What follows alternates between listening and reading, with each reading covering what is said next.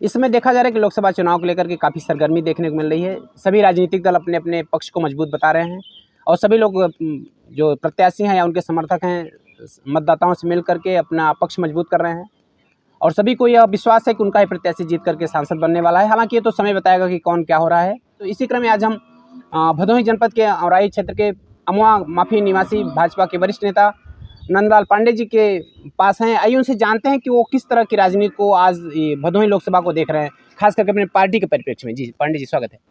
धन्यवाद, बहुत बहुत धन्यवाद आपको चैनल को अलग से धन्यवाद। जैसा कि आप लोग जानते हैं, इस समय राष्ट्र का चुनाव हो रहा है, भारत का चुनाव हो रहा है। विश्व पूरे माननीय मोदी जी के कृतित्व को, उनके नेतृत्व में देख रहा है कि वास्तव में भारत किस दिशा में अब जाने का काम कर रहा है। भारत की विचारधारा अब माननीय मोदी जी की विचारधारा से मिल करके राष्ट्र के उत्थान और निर्माण में कितना योगदान जनमानस करेगा। माननीय मोदी जी के रोड शो में पूरा जनमानस एकदम सैलाब इतना उमड़ा था कि उसकी अंकन करने में विशेष इकाई और विशेष दहाई की बात कोई हमारे जो परोक्षणी व्यवस्था को करने वाले थे नहीं कर पाए। यह चुनाव राष्ट्र के निर्माण के लिए चुनाव हो रहा है। जिस तरह देखा जा रहा है कि भाजपा को हटाने के लिए सभी राजनीतिक दल, कांग्रेस, सपा, टीएमसी, बहुत लोग लगे हुए हैं, सब जुटे हुए हैं कि हम भाजपा को सत्ता से पदच्युत करें। तो इसको लेकर के आप क्या सोच रहे हैं, आपकी क्या रणनीति है कि आप लोग भाजपा के लोग कैसे बचा पाएंगे सत्ता को? आपने जो प्रश्न किया, वास्तव में ये लोग अपना परिवार चला रहे हैं, दल नहीं चला रहे हैं। ये अपने परिवार को स्थापित करने के लिए इतना फिरका परस्त के रूप में घूम रहे हैं कि हमारा पुत्र, हमारा भाई, हमारा बहू, हमारा पत्नी कैसे स्थापित हो जाए राजनीति में। अब वो समय लद गया, अब सेवा स्थान ले चुका है माननीय मोदी जी के अगुवाई में राष्ट्र में। अब पूर्ण रूप से राष्ट्र के नाम पर और सबका साथ, सबका विकास, सबके विश्वास पर चुनाव भारत में हो रहा है। किन चुनौतियों को सामना करना पड़ रहा है भाजपा के समर्थकों को, नेताओं को या आप लोगों को कि आपके प्रत्याशी को जीत मिल सके? माननीय प्रधानमंत्री मोदी जी और माननीय मुख्यमंत्री योगी जी की सेवा और उनके भ्रष्टाचार और आतंकवाद को समाप्त करने का कृतित्व और उनका व्यक्तित्व लड़ रहा है चुनाव। यहाँ कोई व्यक्ति चुनाव नहीं लड़ रहा है। यहाँ जो आप देख रहे हैं टीएमसी के प्रत्याशी आए हैं। हम विशेष करके अपने समाज के लोगों, ब्राह्मण भाइयों से भी कहना चाहेंगे, चूँकि मैं ब्राह्मण हूँ, तो हर समय देश जब भटक जाता है, व्यवस्था जब भटकने लगती है, जब बौद्धिकता की आवश्यकता होती है, तो हम उस व्यवस्था से सुसज्जित हैं। हम शस्त्र और शास्त्र दोनों धारण करते हैं। हम प्रभु विष्णु को भृगु मनीषी के रूप में अगर उनको निर्देश और उनको सुसज्जित करने का काम कर सकते हैं और उसके बाद अपने परशुराम अग्रज के अगुवाई में शस्त्र उठा करके समाज को भटके हुए लोगों को मूल रास्ते पर लाने का काम कर सकते हैं, तो इतनी छोटी सी इकाई जनपद में यह भ्रम जो फैलाया जा रहा है, वह भ्रम कहीं कुछ नहीं है। पूर्ण रूप से पूरा हमारा समाज एक संख्या कहीं अलग नहीं है। इंडी गठबंधन के प्रत्याशी वो एक ब्राह्मण हैं और चर्चा चल रही है कि वो शायद ब्राह्मणों के वोट में सेंध लगाने के जुगाड़ में है या जुगत में है। जी, सेंध वहाँ लगता है जहाँ मजबूती न रहे।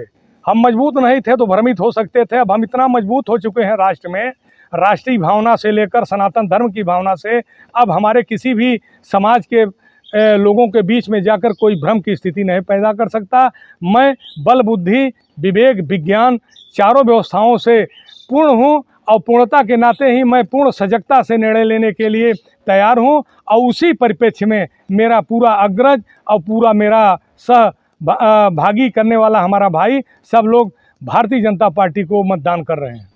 अगर बात की जाए तो यहाँ पे डेंगुरपुर पुल की काफ़ी चर्चा चल रही है, सराय कंसराय रेलवे स्टेशन पर फाटक की काफ़ी चर्चा चल रही है। इसको लेकर के लोगों ने मुखर हुए हैं कि हम वोट का बहिष्कार भी करेंगे, इस तरह की चर्चाएं हो रही हैं। हालांकि प्रशासन के लोग जाकर के उनको मना रहे हैं और बातें बढ़ रही है कि वो लोग मतदान करें।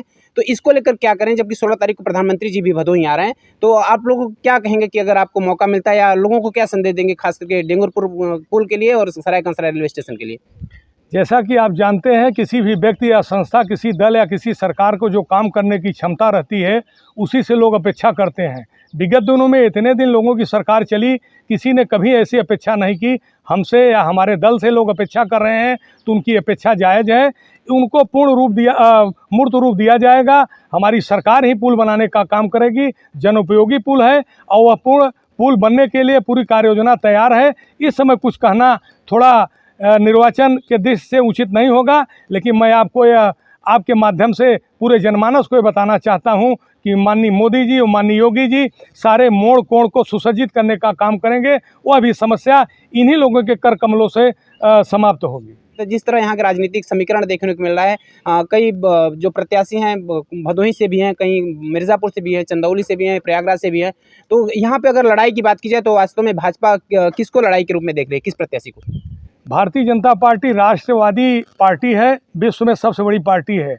यह भारतीय जनता पार्टी राष्ट्र के निर्माण के लिए, भारत माता की सेवा के लिए कार्य कर रही है। अंत्योदय के पंक्ति में जो भी समाज के लोग उपेक्षित रहे हैं उनको सुसज्जित करने का काम कर रही है। सबका साथ, सबका विकास, सबका विश्वास करके भारतीय जनता पार्टी ने जिस ढंग से शौचालय, आवास, गैस योजना, बिजली, सड़क, पानी, आप देख रहे हैं कि पहले लोग पलायन करते थे, गांव को छोड़ करके लोग शहर में जाते थे, अब लोग शहर में नहीं जा रहे हैं। पहले आपने देखा कितनी भयावह रूप ले लिया था, आज विगत 10 वर्षों में आप देख रहे हैं अब आपको कहीं क्षेत्र पर भिक्षु नहीं दिखाई पड़ते। माननीय प्रधानमंत्री जी के नेतृत्व में हमारा जनमानस, हमारा भारत का नागरिक स्वाभिमानी हो गया है और इसको हम यही कहना चाहेंगे, अब यह सुसज्जित भारत बन रहा है। अब कहीं किसी प्रकार का भेदभाव नहीं होगा। गुंडों का राज था, भ्रष्टाचारियों का राज था, आतंकवादियों के द्वारा लोग प्रश्रय देकर आतंकवादियों को प्रश्रय देते थे, सीमा से लेकर पूरे राष्ट्र को अपमानित करने का काम करते थे। सारी विधा से सुसज्जित करके भारतीय जनता पार्टी ने काम कर दिया है। अब कश्मीर में 370 हटाने के बाद आप देख रहे हैं वहाँ पर अब पत्थरबाजी नहीं होती, अब सीज फायर पाकिस्तान से नहीं होता। ये लोग कहते हैं कि पाकिस्तान चूड़ियाँ नहीं पहना है, लेकिन हमारी पार्टी के नेता कहते हैं हम उनको चूड़ियाँ पहनाने का भी काम कर देंगे। जो यहाँ के सांसद थे वो समाजवादी पार्टी से ज्वाइन होकर के मिर्ज़ापुर से टिकट भी लेकर के सपा से चुनाव मैदान में भी हैं, तो अगर उनके लिए कुछ कहा जाए तो क्या कहेंगे? उनका व्यक्तिगत विचार है, इन्हीं के विचारों को देख करके, उनके व्यक्तिगत विचार को हमारे पार्टी ने निर्णय लिया है। अब उनको जो सेवा का समय मिला था, उन्होंने जो अच्छा किया वो किया। अब हमारे बीच में ऐसा हीरा प्रत्याशी आए हैं कि अपने आप में वो मानव सेवा के योग्यता से तो बौद्धिक रूप से सुसज्जित हैं। अब माननीय प्रधानमंत्री की अगुवाई में ऐसी उनको सुसज्जा दी जा रही है कि वो अपने आप राष्ट्र के निर्माण में अपना योगदान प्रदान करेंगे। तो यहाँ में हमारे साथ भाजपा के वरिष्ठ नेता नंदलाल पांडे जी थे, जिन्होंने तमाम मुद्दों पर अपनी बेबाक राय रखी। उन्होंने बताया कि लोग इसमें राष्ट्र और देश को हित में रख करके ध्यान दे रहे हैं। हालांकि तो आगे आने वाला समय बताएगा कि वास्तव में क्या होता है। पांडे जी, आपने हमारे साथ बात की, इसके लिए बहुत बहुत धन्यवाद।